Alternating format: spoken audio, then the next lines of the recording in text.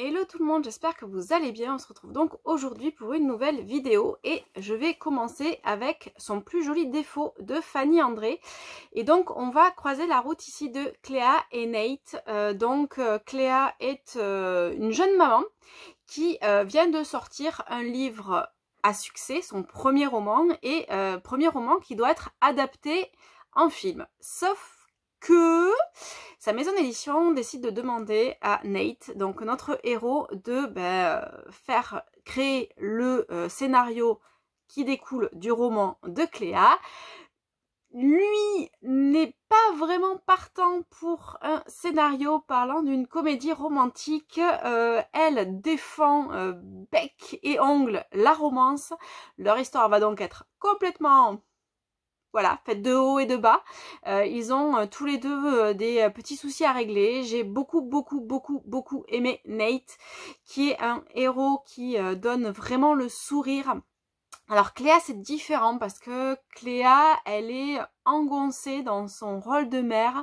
Alors l'autrice, elle va aborder plein de sujets différents sur ce rôle qu'elle prend à cœur, qu'elle a envie de mener du mieux qu'elle peut, sauf que forcément elle va se mettre énormément de charge mentale, elle va se mettre énormément de pression en permanence. J'ai trouvé ça vraiment super bien fait, ça explique beaucoup de choses, on va rentrer dans le détail de certains faits. J'avoue que je ne connaissais pas vraiment vu que je n'ai pas d'enfant et que je n'en veux pas, mais ça m'a quand même énormément touchée, tout ce qu'elle va devoir traverser pour arriver à retrouver un semblant d'équilibre. C'est ça, c'est retrouver son équilibre, et l'équilibre ils vont le trouver tous les deux ensemble. Donc j'ai vraiment beaucoup aimé cette histoire. N'hésitez pas, à la fois elle fait réfléchir, à la fois elle donne le sourire, et puis le héros est vraiment génial. Ensuite, on va changer de genre avec le premier tome des Reconnus de Mitsar de Jeanne Bautisson. Donc le berceau, c'est un premier tome qui va nous réserver plein de jolies choses aussi, puisqu'il va être question de magie. Éaque, notre héros, part pour donc la cérémonie de reconnaissance qui va en fait dévoiler quel type de magie est la sienne. Donc il y en a 4 dans le monde de l'autrice, sauf qu'il y en a une qui est décriée puisqu'elle est négative, et donc c'est la magie blanche, contrairement à la magie noire qui est plutôt positive. J'ai beaucoup d'ailleurs aimé cette dualité entre les deux et la façon dont notre héros va se sortir de toutes ces embûches. On va partir en voyage au travers donc de tout le pays à la rencontre des différents types de magie, des différents pouvoirs des uns et des autres. J'ai vraiment trouvé ça très bien, surtout que quelqu'un semble réellement en vouloir à Éaque, notre héros, et du coup, il va tout faire pour essayer de comprendre pourquoi on lui en veut, d'où lui vient sa magie, qu'est-ce qu'on lui a caché, et j'ai vraiment beaucoup aimé cette mise en bouche qui nous fait vivre des aventures assez extraordinaires, et je dois dire qu'en plus, je suis fan de cette couverture, ce qui ne gâche rien. Ensuite, je vais vous parler d'un thriller qui m'a tenu en haleine, donc Je connais ton secret de S.K. Tremaine.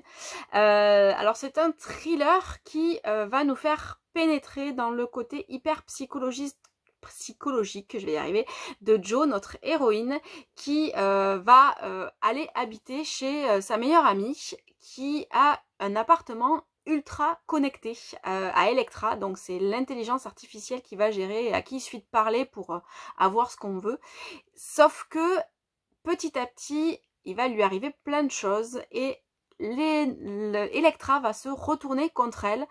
Elle sait pas d'où ça vient, certains secrets vont être dévoilés. J'ai trouvé ça vraiment super bien fait, hyper addictif. J'avoue, j'ai flippé à plusieurs reprises parce que c'est clairement stressant du début à la fin.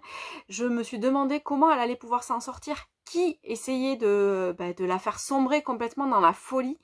J'ai eu plein d'idées qui étaient toutes fausses, j'ai essayé de comprendre, j'ai rien réussi à comprendre, et au final donc l'auteur va nous dévoiler tous les secrets de ces personnages. J'ai vraiment trouvé ça hyper addictif, hyper bien fait, très angoissant. Et le final est pour le moins spécial puisque du coup on apprend qui en veut réellement.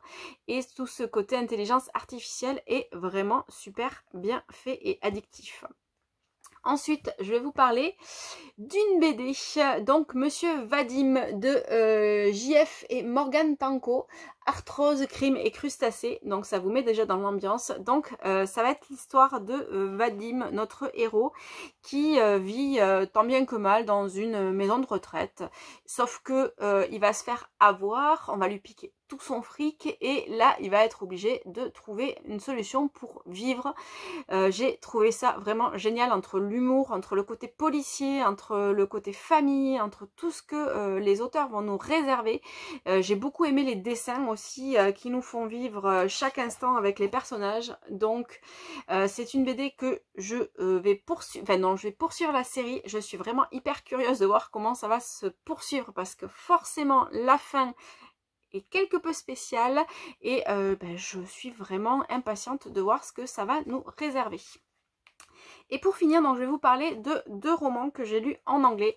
Donc le premier, c'est Eastern Light de Brittany Sherry. Alors c'est une histoire qui vous prend aux tripes du début à la fin. Donc on avait rencontré Connor, notre héros, dans le tome précédent de la série. Alors il n'est pas nécessaire de les avoir tous lus pour tout suivre, mais c'est quand même mieux parce que ça explique énormément de choses. Et donc Alia, notre héroïne, va vivre une nuit sans qu'il se passe rien, une nuit pleine d'amitié avec Connor, alors qu'ils se rencontrent donc pour le soir d'Halloween, et elle va continuer à vivre sa vie. Ils se sont promis de jamais se revoir ou de jamais se chercher, et que si jamais ils se revoyaient, forcément ils donneraient une chance à leur histoire, sauf qu'ils vont se revoir mais dans des circonstances vraiment particulières.